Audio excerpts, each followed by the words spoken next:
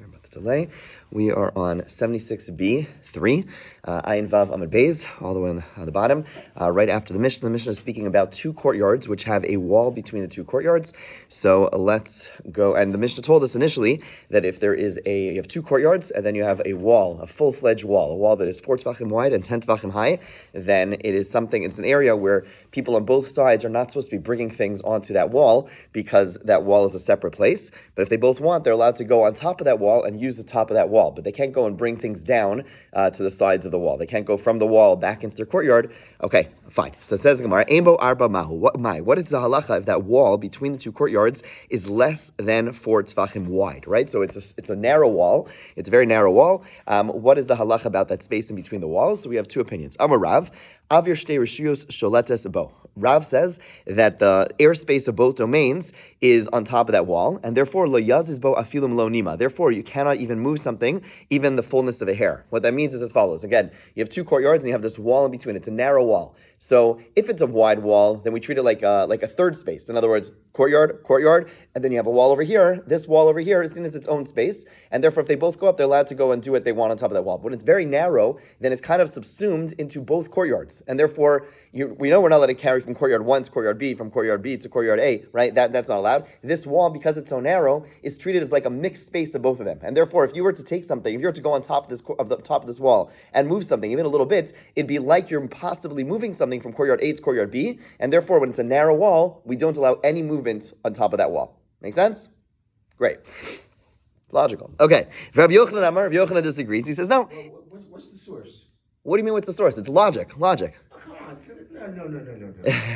No. You can't devote logic. No, this is meaning again, if it's a wide wall, it's a space onto its own. The logic is that it's not something. That's what the logic is, but you could invoke a different logic, so there has to be a source for this. No, there'd have to be logic. Okay. Rabbi Yochanan Amar. It's this wide, and you got something this wide. I understand. I understand. This part of it has moved from one side to the other side. I understand exactly what it's saying, but somewhere along the line, there's a source for everything here, right? Everything here has a source. Again, well, yes and no. The whole Mitzvah Eruvin is a book of rabbinic law, right? In other words, all of Eruvin, and we're dealing with the case of two courtyards, which is two private domains. Which means we're using human reason. Again, you could argue that it comes back to some degree, meaning the ultimate source is that it's forbidden biblically to carry from private domain to public domain. This is not that. These are two private domains. This is rabbinic restrictions due to concerns of things being similar to public domains. Every rabbinic restriction has a source somewhere. Correct. The source is that a decree saying a decree based on the biblical prohibition of carrying from a private to a public domain. That's the source. Okay, Rav Yochanan Amar, second opinion. Rav Yochanan says 77a1, Ayin Zayin Amud Aleph, Elu Ma'alin Mikan v'Ochlin, ve'Elu Ma'alin Mikan v'Ochlin. He says no. He says this is what we call Mekom Petur. If you recall from Masechah Shabbos all the way in the beginning, we had a space that was 10 tvachim high but very narrow. When it's wider, then it has a name of its own space. But when it's narrow, then it's called a mekom petur. Okay, there's a biblical status, which is basically stating that this is not rishus harabim, not rishus hayachid, but it's not its own independent space. It's what we call mekom petur. You're allowed to go ahead and a mekom petur. The classic example was a home that opens up into a stoop, which was very, very narrow. Okay, instead of the normal 4 tefach and 10 tefach by 10 tefach stoop, it's a very narrow space, and you're allowed to go from the private domain and put something into that Mekom Petur, and you're allowed to go something from the public domain and put something onto the Mekom Petur. Mekom Petur literally means a place of exemption. It's something which has its own unique, it's not like a status onto its own, it's not large enough to have a status onto its own, it's Mekom Petur. Okay, so you have Rav saying, we see it's so small, it's seen as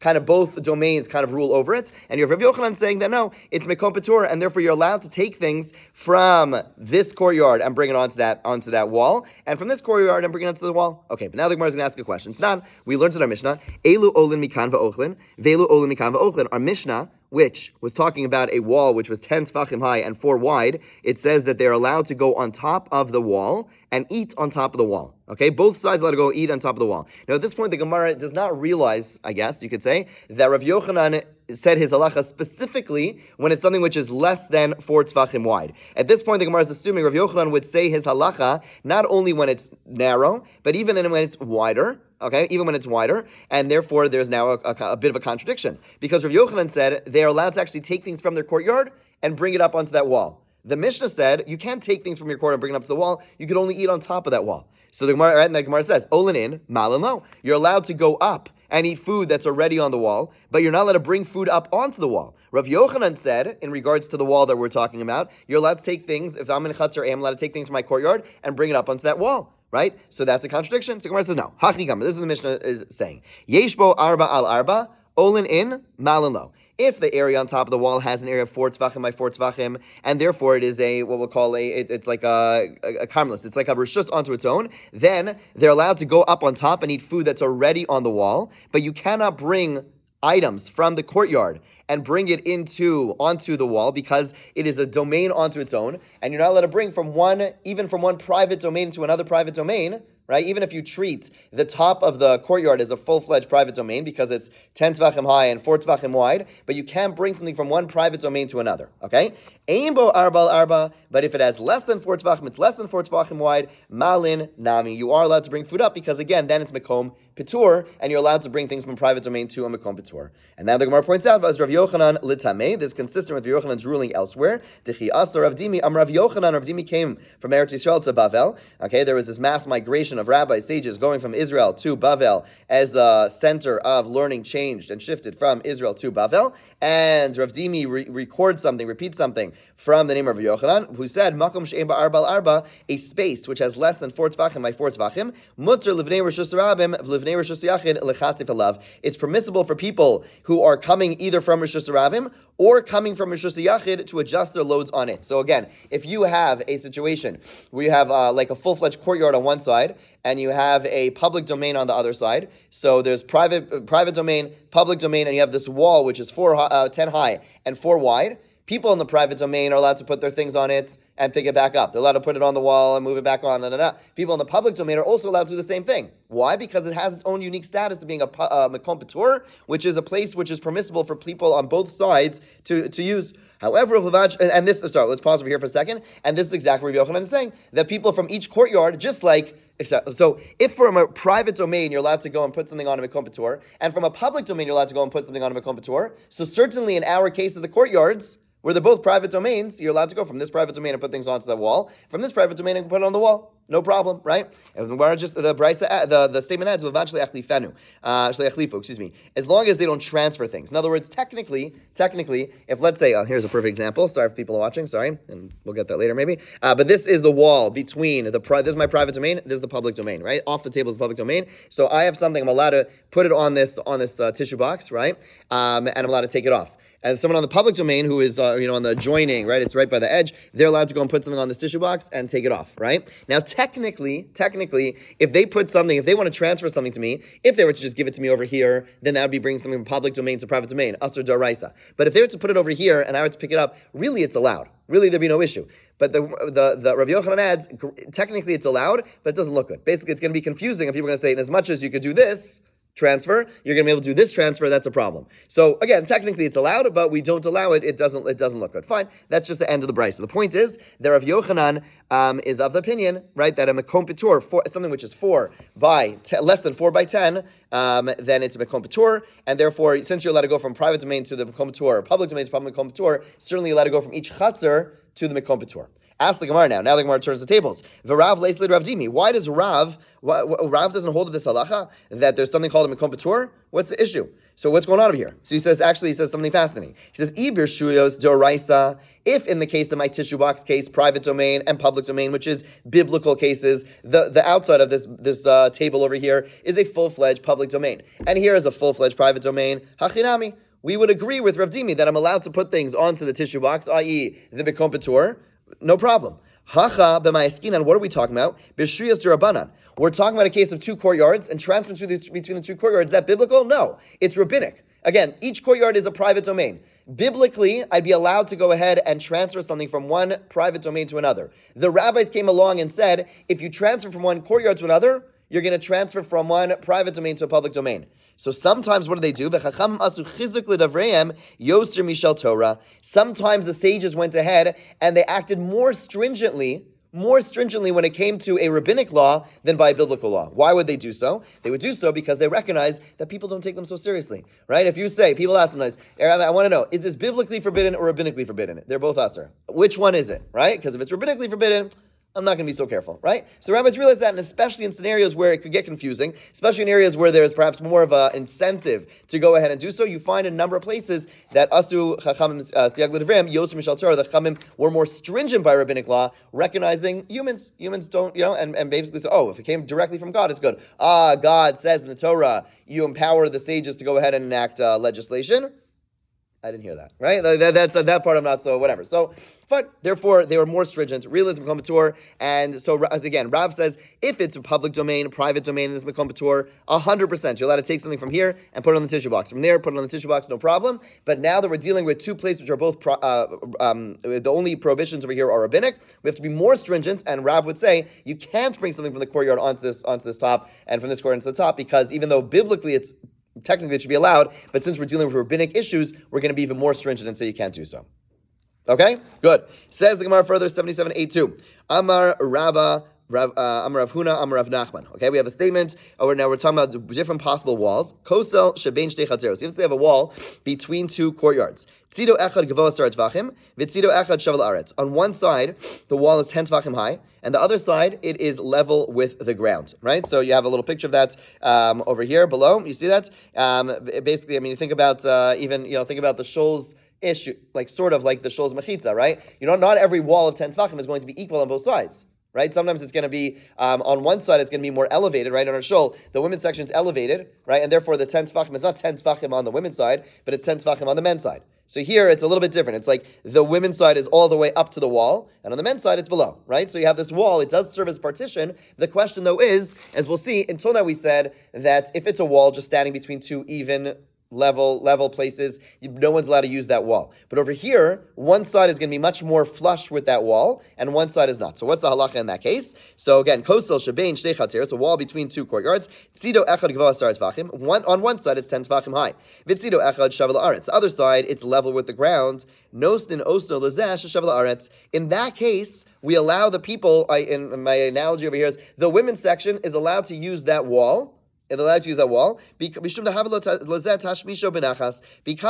it is the usage is so easy for them. Because the wall is so close to their where they're standing, it's so easy for them, and therefore we look at this thing, we say at the end of the day, whose wall is it? If it's a situation where it's hard for them to reach the wall, not hard, but it's above them, okay, no one gets to use the wall. But if it's so much more in the domain of one side, we let them use that wall, and the people on the other side cannot use the wall. It basically means that men should not put their sitter on the mechitza. That's what we're saying, right? That's what we're saying. Okay, no, just kidding. But the point is that the wall is something which is closer to those who are much higher and next to it. Okay, okay,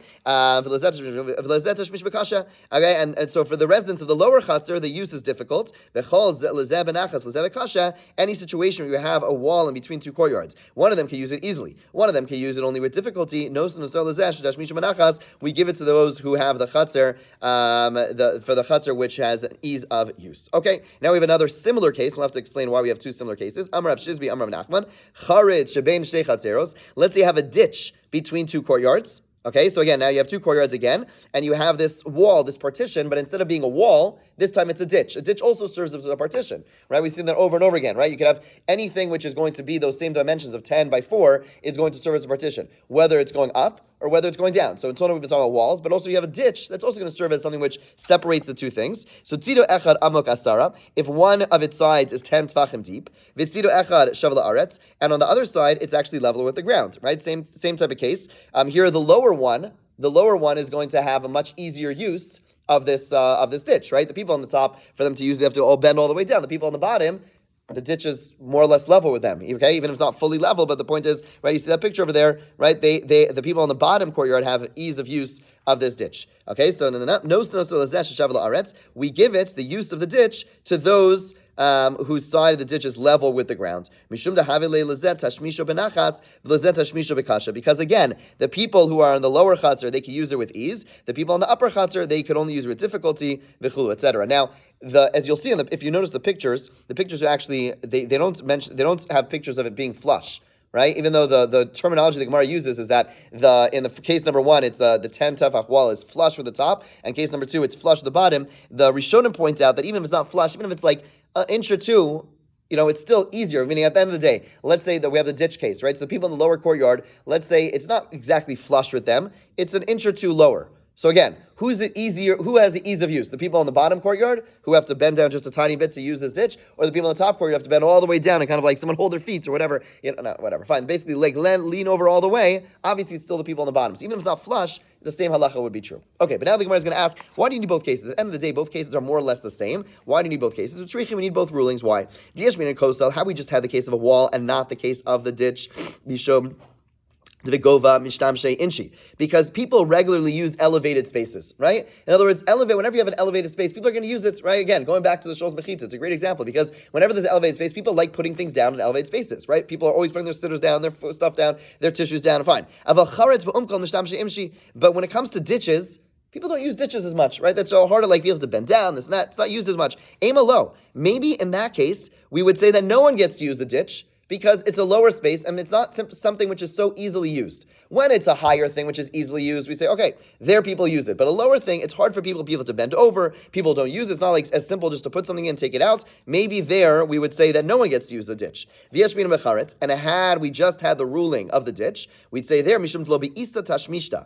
Literally means because the usage is not worrisome. What does it mean? Usage is not worrisome. When you put something in a ditch, you know it's not going anywhere. It's stuck, right? Aval coastal v'isa tashmishta. When it comes to a wall, since people are worried, what are they worried about? It's going to blow away, right? You put something on top of a high space, again, it's going to blow away. Therefore, aim low. You would say the upper chutzner does not control it because people don't want to use the wall in general because putting something on top of a wall is dangerous. It might blow away. Tzricha, therefore, we need both cases. Teach us that in both cases, whether it's the ditch case or the wall case, in both cases, there is an ease of use for the one closest to it, okay, whether it's the top one or the bottom one. And even though there are certain drawbacks in using that space, at the end of the day, since it's easier for that one to use than the person on the bottom or the person on the top, therefore we give them their usage, okay? Good. Let's now grab this thing because we're going to do it.